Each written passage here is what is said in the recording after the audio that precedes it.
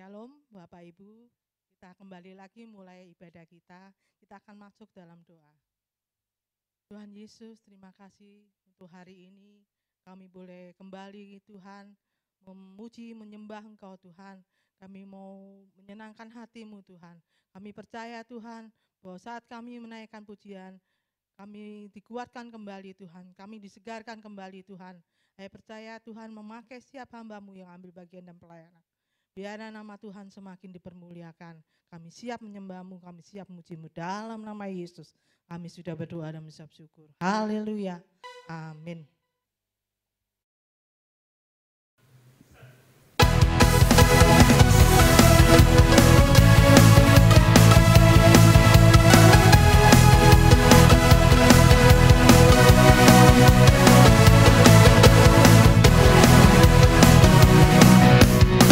Jalan kebenaran dan jalan kehidupan, itu yang Yesus katakan. Aku percaya, amin. Di dalam namanya ada keselamatan kekal. Aku jalan kebenaran dan jalan kehidupan, itu yang Yesus katakan. Aku percaya, amin. Di dalam namanya ada keselamatan kekal. Glory, haleluya. Glory, haleluya. Glory, haleluya. Glory, haleluya. Di dalam namanya ada keselamatan kekal. Aku jalan kebenaran dan jalan kehidupan, itu yang Yesus katakan. Aku percaya, amin. Di dalam namanya ada keselamatan kekal. Glory, haleluya. Glory, haleluya. Glory, haleluya. Glory, haleluya. Di dalam namanya ada keselamatan kekal. Glory, haleluya. Glory, haleluya. Glory, haleluya. Glory, haleluya. Di dalam namanya ada keselamatan kekal. Glory, haleluya. Glory, haleluya. Glory, haleluya. Glory, haleluya. Di dalam namanya ada keselamatan kekal. Di dalam namanya ada keselamatan kekal. Di dalam namanya ada keselamatan kekal.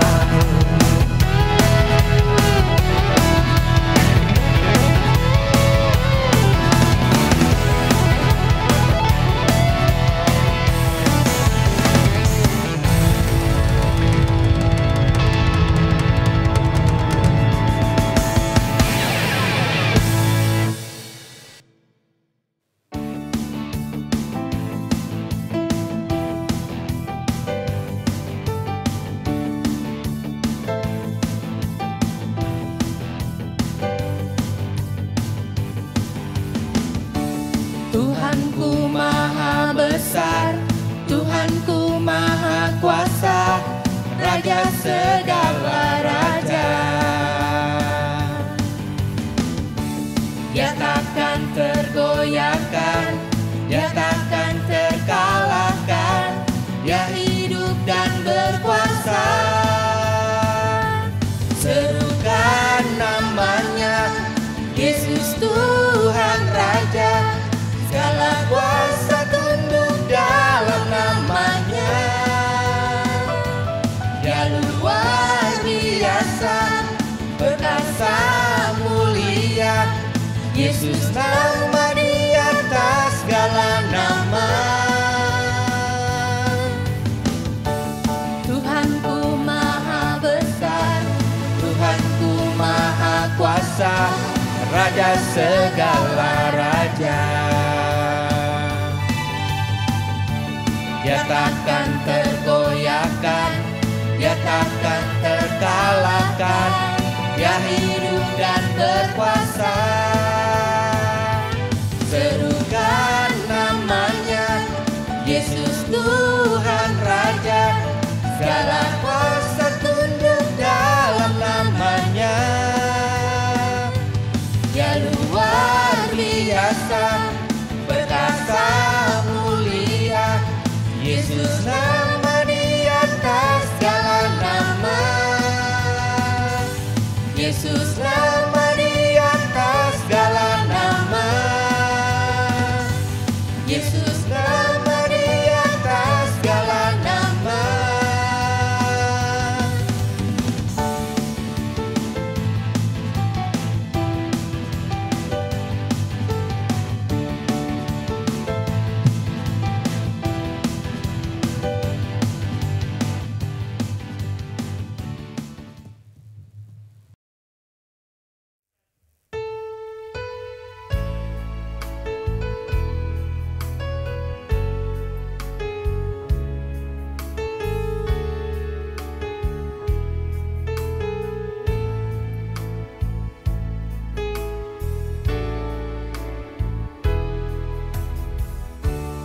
Dengan apa ku membalas kasih-Mu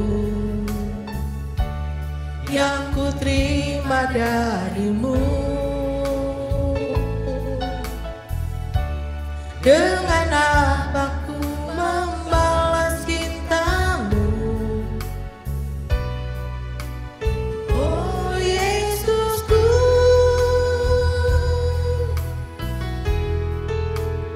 ku mau selalu bersyukur, selalu bersyukur. Kau Tuhan yang setia, yang selalu menolong. Ku mau selalu bersyukur, selalu bersyukur. Kau Bapa-Ku yang setia.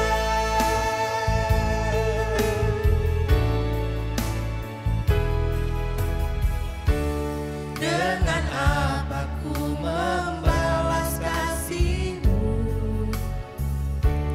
yang ku terima dari-Mu?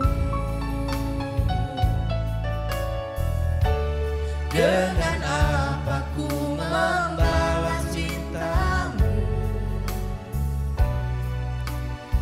Oh Yesusku,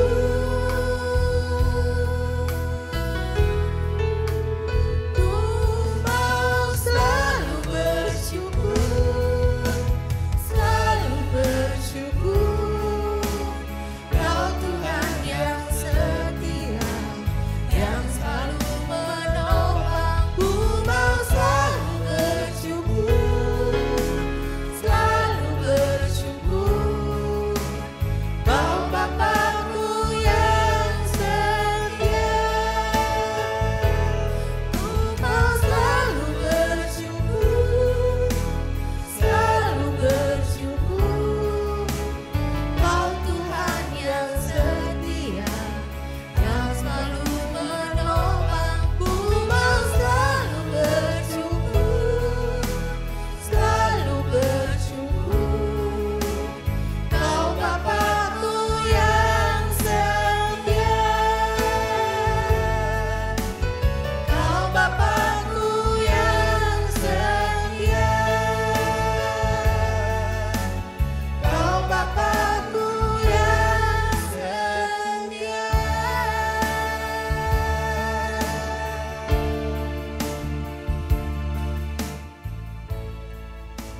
Tuhan Yesus, terima hari ini Tuhan.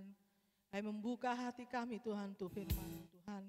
Kami rindu Engkau mengisi hati kami Tuhan dengan apa yang Engkau maksudkan buat kami. Kami rindu Tuhan. Biarlah Tuhan melalui hamba-Mu kami mengerti apa yang menjadi kehendak-Mu Tuhan. Berfirmanlah Tuhan, kami siap mendengarnya. Dalam nama Tuhan Yesus. Sudah berdoa nama Yesus. Haleluya.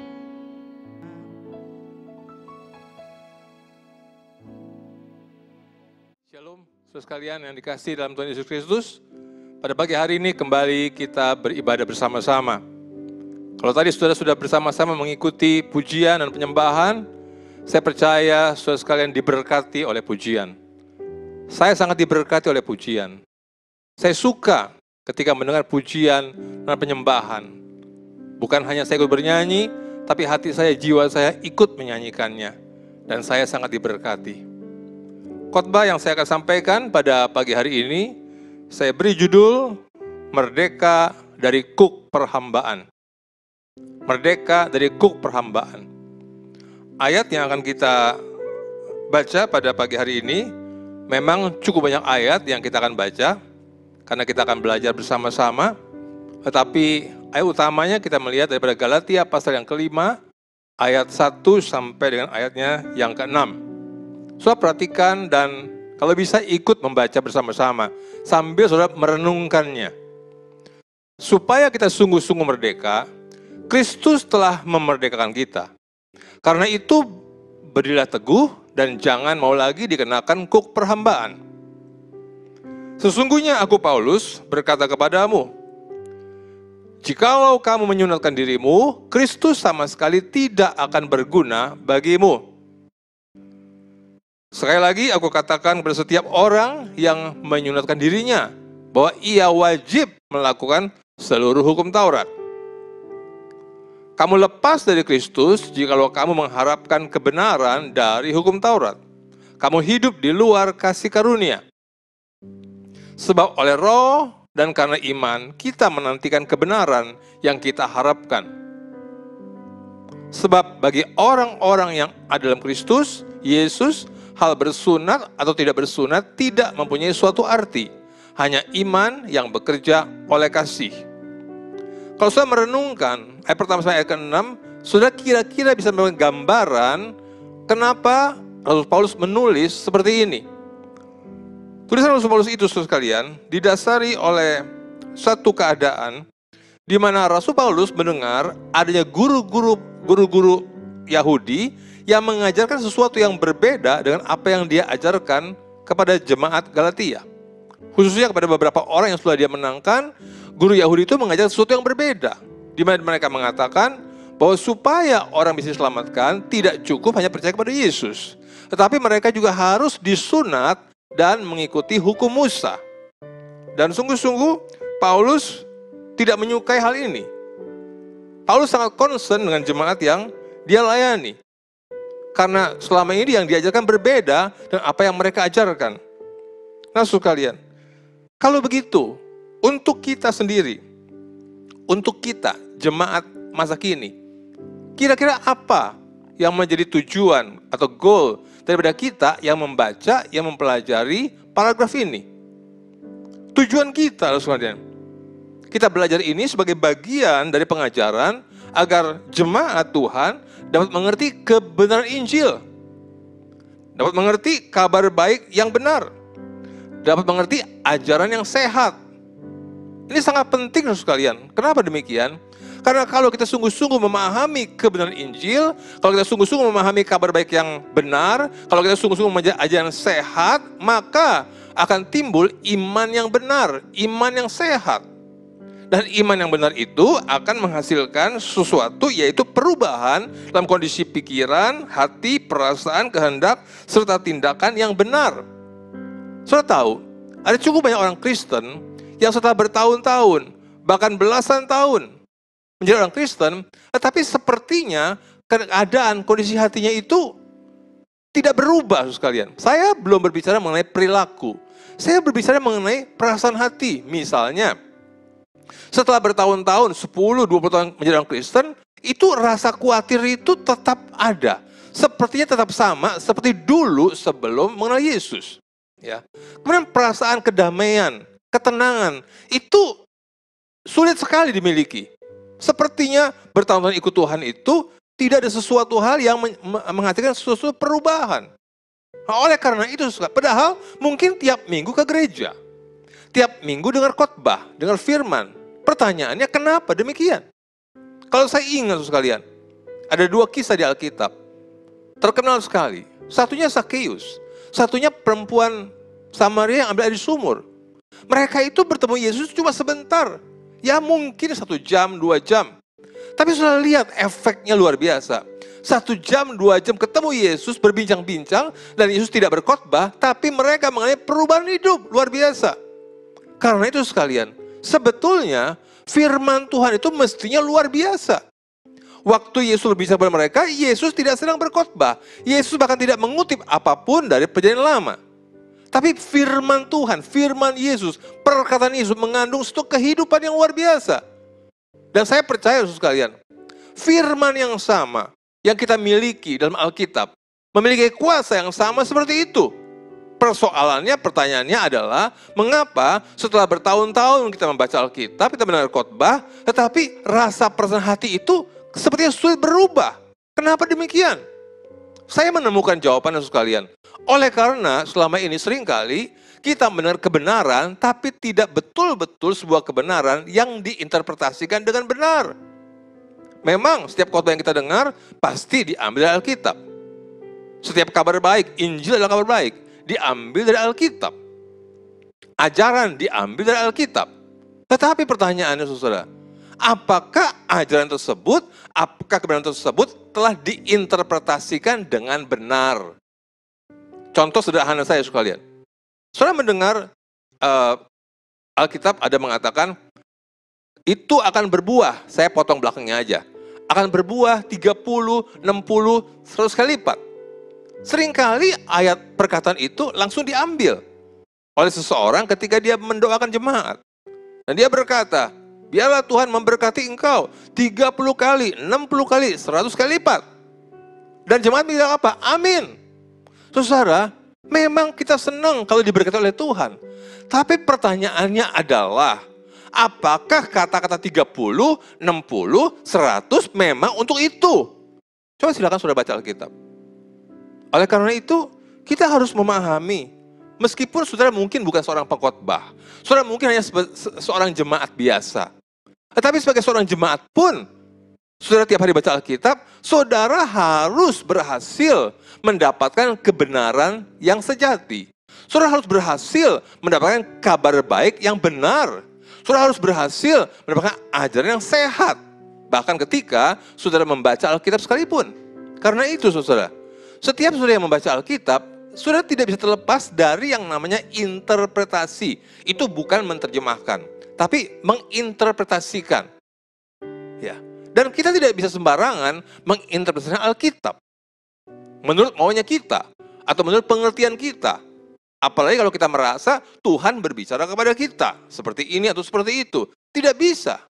Kita harus berhasil mengambil arti atau makna yang terdalam daripada apa yang ditulis oleh sang penulis. Oleh karena itu, saya tidak akan membahas mengenai interpretasi. Karena bukan itu tujuan kita belajar hari ini. Tetapi, saya perlu memberi tips sedikit kepada saudara mengenai interpretasi. Yaitu apa?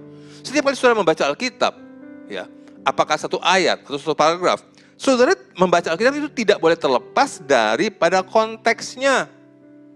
Karena kita tidak bisa mengambil hanya satu ayat lalu kita comot begitu saja, tidak bisa. Minimal kita harus mempelajari, membaca minimal satu paragraf. Kalau perlu satu pasal, ya. Kadang-kadang satu pasal di atasnya, kadang-kadang satu pasal di bawahnya. Kadang-kadang kita perlu membaca seluruh kitabnya untuk memahami apa yang menjadi tulisan daripada sang penulis di sana. Perhatikan, tidak boleh terlepas dari konteksnya. Contoh yang tadi, ketika berdoa, orang berdoa supaya jemaat diberkati, 30, 60, 100. Orang yang berdoa itu memang tujuannya baik, mendoakan jemaat. Tetapi itu kata-kata terlepas dari konteksnya. Konteksnya tidak berbicara seperti itu. Ya. Nah sekarang, jadi ketika saudara membaca konteksnya, sedapat mungkin saudara harus bisa mendapatkan atau memahami pemikiran sang penulis ketika dia menulis ayat itu. Tentu waktu dia membacakan, waktu dia menulis, dia sudah punya maksud. Kenapa dia bicara seperti itu kepada jemaat pada waktu itu. Sedapat mungkin kita harus bisa mendapatkan pemahaman. Kenapa dia nulis seperti itu. Dan itu tidak bisa sembarangan, saudara. Kita harus mempelajari, mendalami, merenungkan, membaca berulang-ulang sampai kita mendapatkan pengertiannya. dan kita tidak boleh memasukkan pengertian kita kepada pemikiran sang penulis. Itu sama sekali tidak boleh. Sekali lagi saya ulangi, kita tidak boleh memasukkan pengertian sendiri kepada apa yang sudah ditulis oleh sang penulis. Justru kita harus menarik keluar apa maksud dari dia menulis ayat itu. Ya, mudah-mudahan saudara akan bisa memahami sedikit daripada apa yang saya sampaikan. Nah, dari seluruh ayat 1-6 yang kita sudah baca itu, saya cuma ambil satu ayat pertama. Ayat yang pertama, supaya Galatia pasal 5, supaya kita sungguh-sungguh merdeka, Kristus telah memerdekakan kita. Karena itu, berilah teguh dan jangan mau lagi dikenakan kuk perhambaan. Nah, ini bicara mengenai apa? Kalau Paulus bicara mengenai merdeka, merdeka apa? Kalau dia bicara perhambaan, perhambaan apa? Ini penting kita pahami. Sekali lagi saya katakan, supaya di ujung akhirnya, kita bisa memiliki pemahaman akan kebenaran yang benar. Sehingga bisa timbul iman yang benar. Perubahan perasaan, perubahan hati, perubahan perilaku, perubahan jiwa, dan lain sebagainya. Kita membaca dari Yohanes pasal yang ke-8 ayat 32. Kalau Paulus berbicara mengenai memerdekakan atau kemerdekaan, ternyata Tuhan Yesus pun pernah berbicara mengenai hal itu. Yohanes 8 ayat 32, dan kamu akan mengetahui kebenaran, dan kebenaran itu akan memerdekakan kamu. Bukan hanya Paulus yang bicara tentang kemerdekaan, tapi Yesus pun bicara soal kemerdekaan.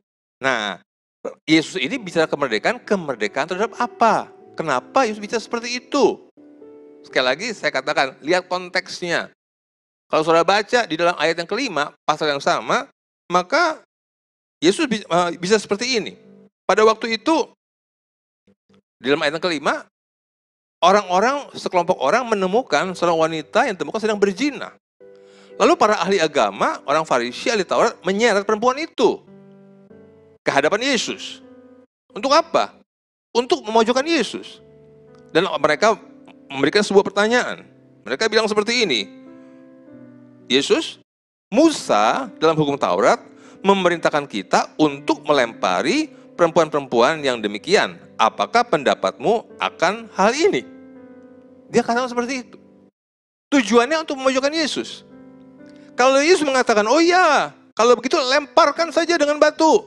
Maka tindakan dia itu akan membuat dia sulit. Oleh karena selama ini, sehari-hari dia bertindak bersahabat dengan orang berdosa. Tapi kalau dia mengatakan, oh jangan melempar. Berarti dia menentang hukum Musa. Nah, tapi sudah tahu kelanjutannya, Yesus tidak menjawab itu. Yesus menulis di tanah, dan kemudian mereka mendesak, apa jawaban kamu? Akhirnya Yesus menjawab, kalau begitu barang siapa yang tidak bersalah di antara kamu, hendaklah yang pertama kali melemparkan batu itu. Dan mereka terkejut dengan jawaban itu. Lalu pergilah satu-satu pergi, sampai semuanya itu pergi. Dan lalu Yesus berkata kepada perempuan itu, mana orang yang mau menghukum kamu? Nggak ada, Tuhan. Oleh karena itu, aku pun tidak akan menghukum engkau. Pergilah dan jangan berbuat dosa lagi. Nah, ketika Yesus mengatakan dalam ayat yang ke-32 tadi, kamu akan mengetahui kebenaran itu akan memerdekakan kamu. Maksudnya apa? Oleh karena pada waktu itu, Yesus sedang berbicara kepada orang Farisi yang sedang hidup di dalam kungkungan hukum Taurat. Yesus berkata, kamu harus tahu kebenaran. Kebenaran itu akan membuat kamu merdeka. Karena mereka hidup di bawah tuntutan hukum Taurat. Mereka tidak menyadarinya. Kalau sudah pelajari, maka hukum Taurat itu bukan cuma tentang 10 perintah Allah. Ahli Taurat itu membuat banyak peraturan ya untuk menjalani kehidupan. Peraturan-peraturan praktis yang diambil dari hukum Taurat. Disebutnya 613 mitzvot. Jadi jumlahnya itu bukan 10, 613. Dan saudara tahu, tadi kita sudah baca antara ayat 1 sampai ayat 6 Galatia pasal 5. Barang siapa mengatakan dia disunat, maka dia wajib melakukan seluruh hukum Taurat. Yakobus mengatakan, kalau kamu bisa mengikuti seluruh hukum, tapi kamu mengabaikan satu daripadanya, kamu dianggap melanggar seluruhnya. Artinya apa? Gagal, sekalian. Gagal, tidak bisa. Oleh karena itu Tuhan sedang berkata, kebenaran itu akan buat kamu merdeka. Ayat lain dari kita mengatakan apa? Kalau mereka membaca Perjanjian Lama, maka mereka baca itu dengan kepala yang terselubung. Artinya apa? Mereka tidak bisa mengerti ketika mereka membaca PL. Karena hanya Yesus saja yang bisa menyingkapkannya. Nah, sekarang Yesus sudah ada. Sudah lahir. Sudah turun ke dunia. Yesus sudah menyingkapkan kebenaran. Yesus sudah menyingkapkan Perjanjian Lama. Sehingga dengan demikian, seharusnya mereka boleh mengalami kemerdekaan. Tidak lagi hidup di bawah tuntutan hukum Taurat. Meskipun pada waktu itu memang Yesus belum disalib. Ya. Tapi Yesus sedang mengarah ke sana. Nah, yang kedua, masih berhubungan dengan Galatia pasal yang kelima. Tapi kita membaca Galatia 2 ayat yang keempat. Ya. Memang ada desakan dari saudara-saudara palsu yang menyusup masuk, yaitu mereka yang menyeludup ke dalam untuk menghadang kebebasan kita yang kita miliki dalam Kristus, supaya dengan jalan itu mereka dapat memperhambakan kita. Saudara palsu artinya apa? Orang-orang yang mengaku dirinya Kristen tetapi menyusup masuk dan menyampaikan pengajaran yang berbeda. Dan Paulus sangat concern dengan hal ini. Kita boleh lihat kembali, sambung kembali dengan kitab Roma, ya. Roma pasal yang ke-7, ayat yang ke-4. Sebab itu saudara-saudaraku, kamu juga telah mati bagi hukum Taurat oleh tubuh Kristus, supaya kamu menjadi milik orang lain, yaitu milik Dia yang telah dibangkitkan dari antara orang mati, agar kita berbuah bagi Allah. Sebaiknya sudah membaca secara lengkap Roma pasal 7. Saya ceritakan garis besar saja. Jadi Paulus sedang mengajarkan tentang hubungan antara orang percaya dengan hukum Taurat dengan Kristus. Dan hukum Taurat itu diumpamakan seorang suami. Orang percaya diumpamakan seorang istri. Dia katakan seorang istri itu terikat pada suaminya selama suaminya hidup. Artinya terikat oleh hukum pernikahan. Itu betul. Ya. Kecuali suaminya meninggal, maka si istri itu boleh menikah lagi dengan laki-laki lain. Ya. Nah, persoalan sekalian, siapa laki-laki lain yang perempuan ini ingin menikah? Itu Yesus. Tapi tidak bisa. Oleh karena suaminya Taurat ini masih hidup. Bisa gak suaminya dibikin meninggal? Tidak bisa. Oleh karena Yesus berkata, satu titik, satu iota tidak akan dibiarkan terhilang, ya, sebelum semuanya terjadi. Jadi sang suami ini dalam tanda kutip hukum Taurat tidak bisa mati, sekalian. Berarti si perempuan ini, si istri ini menderita. Karena apa? Karena sang suami ini tuntutannya sempurna. 613 itu mesti dilakukan dengan sempurna. Dan dia menderita hidupnya, sekalian. Oleh karena itu, nggak ada jalan lain, dia yang harus mati. Tapi kan dia nggak bisa mati. Karena itu Yesus yang menggantikan dia. Yesus mati disalib, memenuhi tuntutan hukum Taurat. Dan kita, orang percaya, mati bersama dengan Kristus. Haleluya. Sudah mulai menangkap hal ini? Ya. Ini mungkin cukup dalam. Jadi ketika Yesus mati di kayu salib, kita sebagai orang percaya, kita mati bersama Dia. Dan ketika sang istri sudah mati, maka sang suami itu, Taurat itu tidak bisa lagi mengejar dia. Surat pernikahan itu putus. Hubungan hukum itu putus sudah. Sekarang sang istri sudah meninggal. Tapi ketika Yesus bangkit, maka dia pun bangkit bersama Yesus. Dan sekarang dia menjadi orang merdeka, boleh berhubungan, boleh bersama dengan Kristus. Itu maksudnya di mana Tuhan mengatakan kita dimerdekakan dari hukum Taurat. Ya. Jadi Yesus mati itu untuk memenuhi tuntutan hukum Taurat bagi kita. Sehingga kita dibebaskan daripadanya. Galatia 3, ayat 13. Ya. Kristus telah menebus kita dari kutuk hukum Taurat. Dengan jalan menjadi kutuk karena kita. Sebab ada tertulis, terkutuklah orang yang digantung pada kayu salib. Perhatikan baik-baik. Kristus telah menebus kita dari kutuk hukum Taurat. Artinya, dulu kita ini dikutuk, terkutuk sebagai orang berdosa. Dikutuk oleh hukum Taurat. Tapi Yesus mati di kayu salib menjadi kutuk karena kita. Sehingga kita tidak lagi menjadi orang terkutuk, kita sudah dibebaskan. Oleh karena itu, Kalau sudah paham akan hal ini, maka sudah harus mengerti hukum Taurat, perjanjian lama, bukanlah sesuatu yang mesti diajarkan kepada jemaat masa kini untuk mereka lakukan. Tidak. Oleh karena hukum Taurat itu menjadi kutuk bagi orang yang melakukannya, bagi yang tidak bisa melakukannya. Hukum Taurat bukanlah sesuatu yang mesti diajarkan sekarang untuk dilakukan oleh jemaat perjanjian baru. Bukan. Saudara mesti memahami apa tujuan daripada hukum Taurat itu. Saya persingkat saja. Ya. Mengapa Tuhan membawa kita, membebaskan kita dari hukum Taurat? Kalau gitu hukum Taurat buat apa? Hukum Taurat itu adalah untuk menyatakan standar Allah tentang dosa. Karena sebelum ada hukumnya, maka manusia tidak mengerti tentang dosa. Jadi Tuhan menurunkan hukum Taurat supaya manusia itu mengerti tentang dosa. Karena ada hukumnya. Yang kedua, hukum Taurat tertulis itu menyatakan adanya hukuman Allah atas dosa. Standar Allah tentang dosa seperti apa? Dihukum mereka.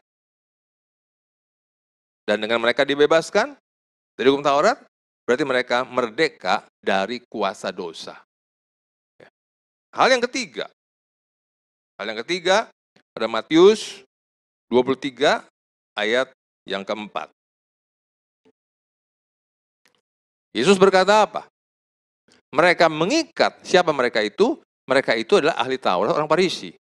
Mereka mengikat beban-beban yang berat, lalu meletakkannya di atas bahu orang, tetapi mereka sendiri tidak mau menyentuhnya.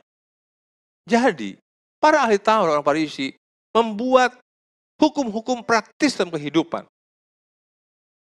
Mereka memperinci kembali hukum Taurat itu di dalam 613 hukum praktis dalam kehidupan.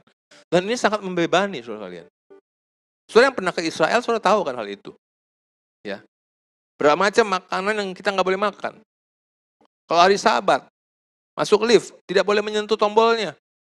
Dan lain-lain. Ya. Ada banyak tuntutan, saudara sekalian.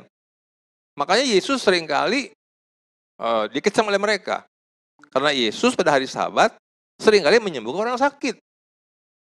Mereka mengatakan hari Sabat tidak boleh menyembuhkan orang sakit. Tapi Yesus seringkali menyembuhkan orang sakit. Kok dia berani? Apakah Yesus itu melanggar hari Sabat? Apakah Yesus itu melanggar hukum Taurat? Tidak. Oleh karena Yesus nantinya dia akan menggenapi seluruh hukum Taurat itu. Ya. Itu beban berat. Karena itu harus dilakukan dengan sempurna. Dan tidak ada yang bisa. Ya. Coba kita lihat lagi di dalam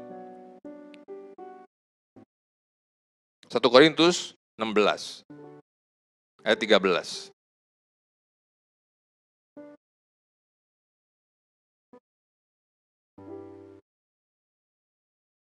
Saya belum sampai situ. Ada satu yang terlupa.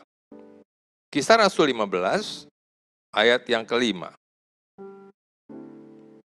Kisah Rasul 15 ayat yang kelima.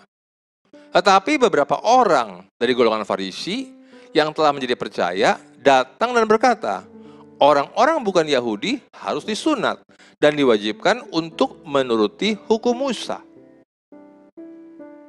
Paulus ajaran berbeda. Paulus mengatakan, kalau kamu percaya Yesus, cukup. Kamu selamat. Tetapi orang-orang Farisi yang telah menjadi percaya, dia bukan orang biasa. Orang Farisi yang telah menjadi percaya. Mereka berkata, orang-orang Yahudi yang bukan Yahudi harus disunat dan diwajibkan menuruti hukum Musa. Jadi mereka belum mendapatkan satu pemikiran yang benar mengenai karya Yesus. Terus kalian, hal ini, ya, saudara mesti tahu, hal ini telah menjadi perdebatan sejak abad pertama.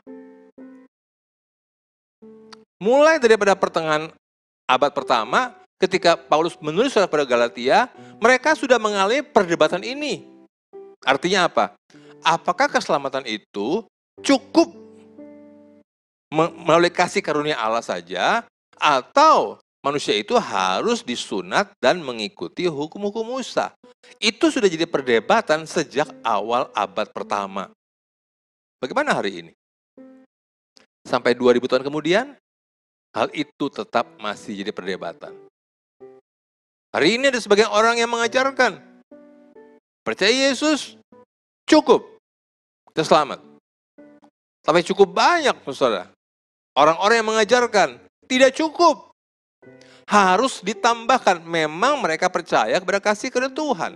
Tetapi tidak cukup hanya itu. Harus ditambahkan juga dengan perbuatan-perbuatan. Misalnya apa? Filipi pasal 2 mengatakan apa? Kerjakanlah keselamatanmu dengan takut dan gentar. Dan itu diinterpretasikan artinya, kalau kita sudah diselamatkan, kalau kita sudah menerima karya kasih karunia, maka kita harus mengerjakan, menambahkannya dengan perbuatan kita. Sekali lagi saya katakan apa? Itu sebuah interpretasi yang keluar dari konteksnya. Karena kalau sudah membaca ayat berikutnya, sudah akan menemukan sesuatu yang berbeda. Ya. Karena Allah lah yang mengerjakan segala hasrat, memberi kemampuan dalam diri kita untuk kita melakukan apa yang bisa menyenangkan hatinya. Bukan kita. Karena kita nggak sanggup. Kita sudah gagal. Karena nggak sanggup itulah, maka Yesus turun. Menolong kita. Menggantikan kita. Membebaskan kita. Nah setelah itu, maka hubungan berlanjut antara kita dengan dia bukan lagi didasari oleh aturan-aturan agamawi. Tapi didasari oleh kasih daripada Allah kepada kita. Makanya, saudara perlu memperdalam pengertian, pemahaman tentang kasih Allah. Surat Yohanes berkata apa? Inilah kasih itu. Bukan kita yang mengasihi Allah, tapi Allah yang mengasihi kita.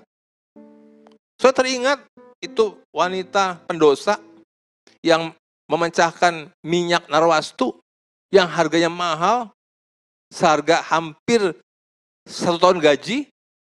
Dia urapi kaki Yesus. Dia keringkan dengan rambutnya. Sampai orang-orang marah. Orang berkata ini minyak. Kalau uangnya dipakai untuk orang miskin, ini banyak sekali gunanya. Tapi Yesus bilang apa? Kamu tahu kenapa wanita itu melakukan seperti itu? Saya mau kasih tahu kamu. Karena dia sadar dosanya yang banyak itu telah diampuni. Nah, dia paham itu, maka dia berbuat banyak kasih. Orang yang sadar dosanya banyak, dia melakukan banyak kasih. Orang yang tidak sadar bahwa dia sedikit diampuni, dia juga sedikit berbuat kasih. Jadi saudara sekalian, kita mengasihi Allah itu bukan karena disuruh, tapi karena kita sadar bahwa kita sudah diampuni. Renungkan hal ini. Saudara dan saya sebetulnya mestinya mati, harus neraka. Tapi Yesus disalib, menggantikan kita. Sehingga kita nggak masuk neraka, tapi kita masuk ke surga. Nah saudara, sampai hari ini, masih banyak orang-orang Kristen yang tidak yakin akan hal ini. Mereka masih bimbang, apakah saya ini selamat cukup karena kasih karunia, atau saya juga mesti menambahkan dengan perbuatan saya, dengan perbuatan-perbuatan baik saya. Tapi cobalah saudara pelajari. Khususnya saudara mendalami surat-surat Paulus. Ada 13 surat yang dia buat, yang dia tulis. Saudara akan menjumpai di mana Paulus banyak berkata, kebenaran oleh iman. Kebenaran karena kasih karunia. Saudara banyak menjumpai itu. Dan saya ingin memastikan saudara, karya Yesus telah sempurna. Kitab Ibrani berkata, kita telah dibebaskan, kita telah diselamatkan. Dosa kita sudah diampuni 1 kali dan untuk selama-lamanya. Dosa kita yang diampuni itu bukannya dosa hari ini ke belakang. Dulu saya berpikir, kalau kita hari ini terima Yesus, maka semua dosa saya yang hari ini mundur ke belakang, itu akan diampuni. Saya senang, saya bersyukur. Tapi kemudian, beberapa waktu kemudian saya mulai berpikir, loh, kalau yang hari ini mundur ke belakang diampuni, bagaimana dosa yang di depan? Saya pikir bagaimana cara penyelesaiannya? Lalu tiba-tiba saya merasa saya dapat pengertian. Oh, dosa yang depan ini saya akan bereskan dengan saya minta ampun pada Tuhan. Selesai. Tapi persoalan itu sekalian. Kemudian saya berpikir lagi. Mudah-mudahan saya tenang dengan jawaban itu. Tapi saya pikir lagi, bagaimana kalau saya lupa minta ampun? Bagaimana kalau saya lupa dosa yang saya bikin? Dan saya tidak minta ampun. Dan yang namanya dosa itu bukan cuma sekedar dosa waktu kita melakukan sesuatu dengan tangan kita, tapi juga dosa dengan hati kita. Mungkin kita tidak berdosa dengan tangan kita, tidak mencuri, tidak membunuh, nggak ganggu orang. Bagaimana hati kita? Bagaimana pikiran kita? Bagaimana dengan mata kita? Bagaimana dengan jiwa kita? Yang kita sering nggak sadar dan kita tidak minta ampun. Lalu bagaimana? Sampai saya menemukan, pada tahun yang ke-29 dalam pelayanan saya menemukan sebuah kebenaran yang di mana hari saya mengenal namanya kasih karunia. Mula-mula saya bimbang, saudara. Tetapi setelah melewati, itu akhir tahun 2011.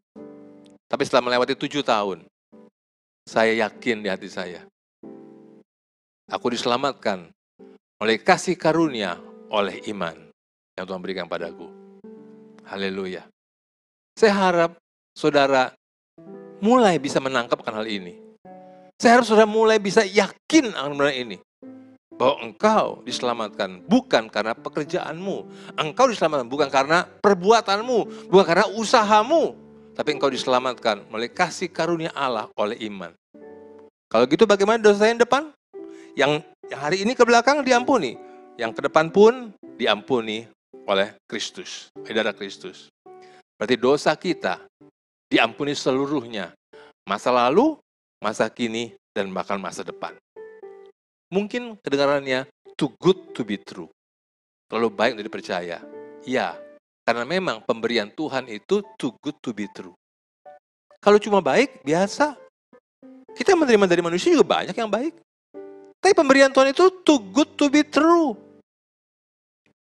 Bagaimana bisa jadi Yesus disiksa, luka parah, hampir mati, di atas salib, dia bisa berkata, Bapa, ampunilah mereka, karena mereka tidak tahu apa yang mereka lakukan.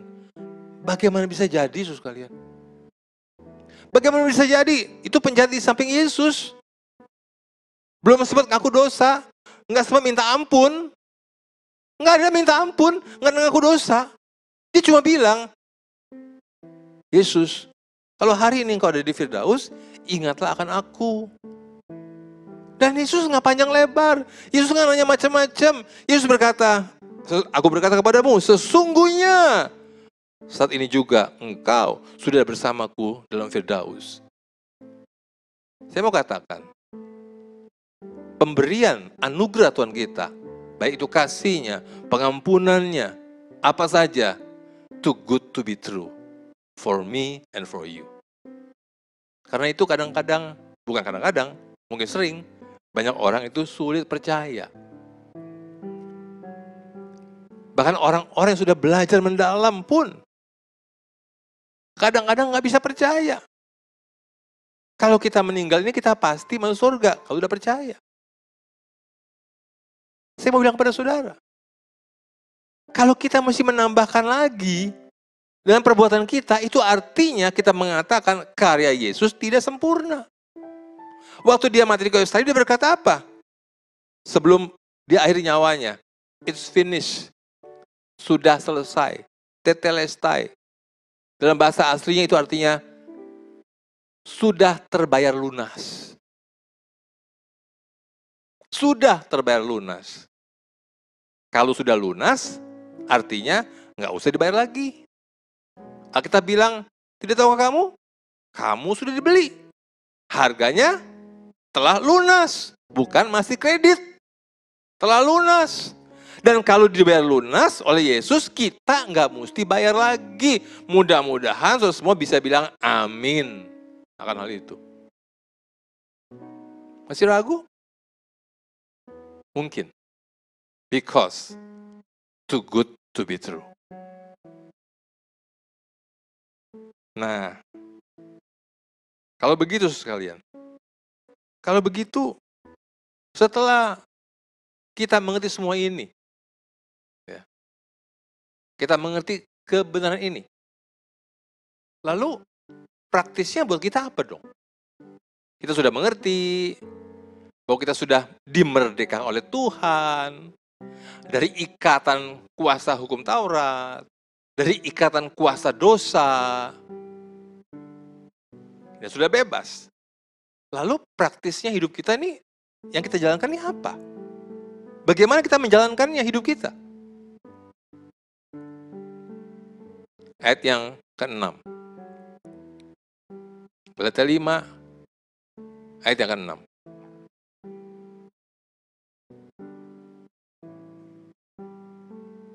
Sebab bagi orang-orang yang ada dalam Kristus Yesus, hal bersunat atau tidak bersunat tidak mempunyai sesuatu arti. Hanya iman yang bekerja oleh kasih. Saya suka dengan sebuah terjemahan dalam bahasa Inggris, tapi saya langsung terjemahkan bebas dalam bahasa Indonesia. Karena dalam Kristus, tidak bersunat maupun bersunat tidak memiliki nilai. Satu-satunya hal yang diperhitungkan adalah iman yang mengekspresikan dirinya melalui kasih. Jadi dalam praktek hidup sehari-hari, saudara, yang kita jalankan ini cuma dua. Pertama, percaya. Percaya. Bukan sekedar percaya Alkitab. Bukan sekedar percaya apa yang ditulis dalam Alkitab. Tapi saudara mesti memahami, mengerti, menginterpretasikan dengan benar. Sehingga saudara mempercayai sebuah kebenaran yang benar. Saudara mempercayai kabar baik yang benar. Saudara mempercayai kebenaran kabar yang adalah kabar baik. Iman, percaya. Ini tidak bisa terjadi 1-2 hari. Tidak bisa. Itu memerlukan niat saudara, niat saya, untuk serius, lapar akan kebenaran. Makanya Tuhan berkata apa?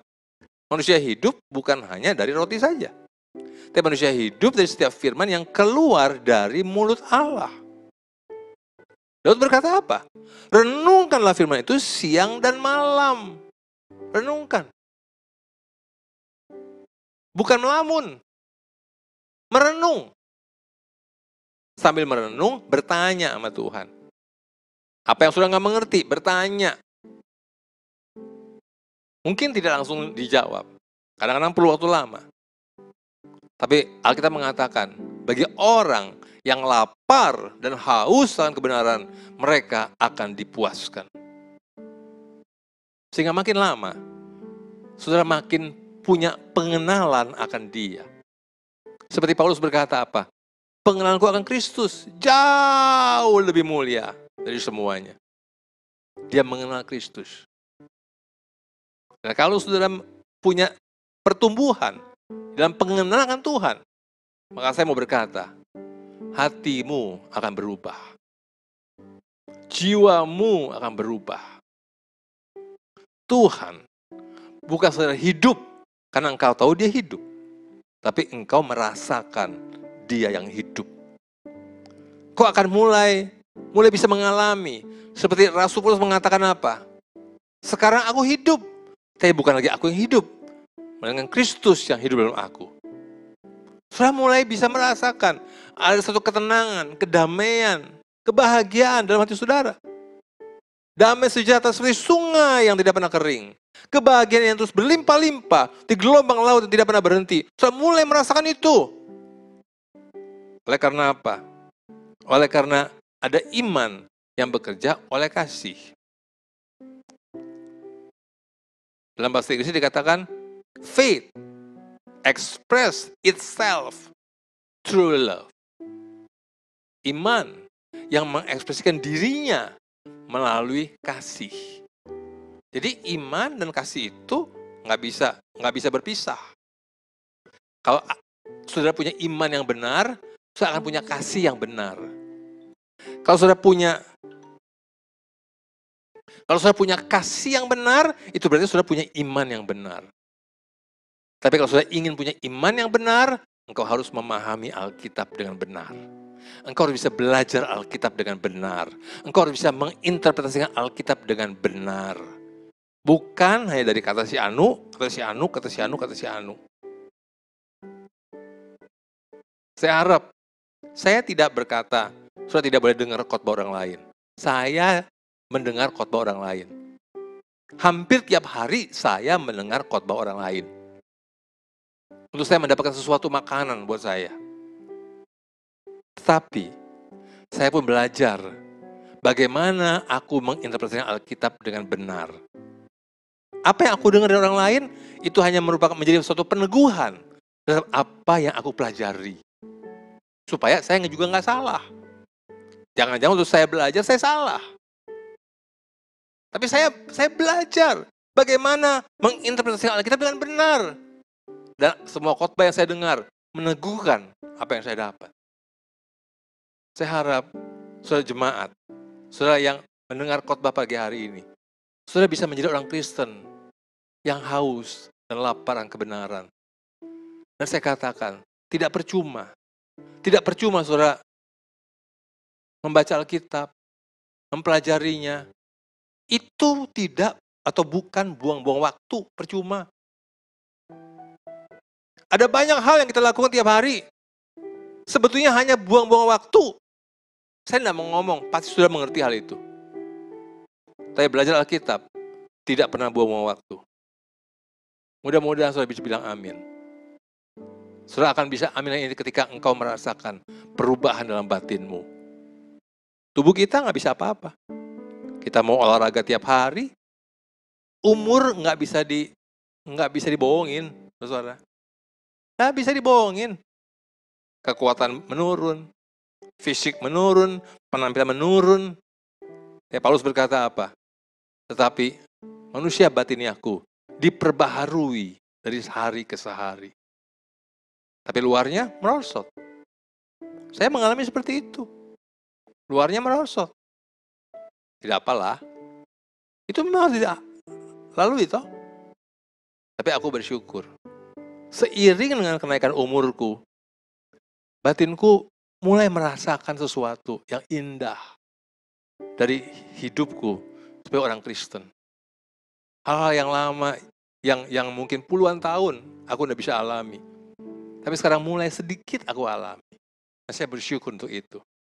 Saya berdoa, saudara semua pun akan mengalami hal yang sama. Mari kita berdoa.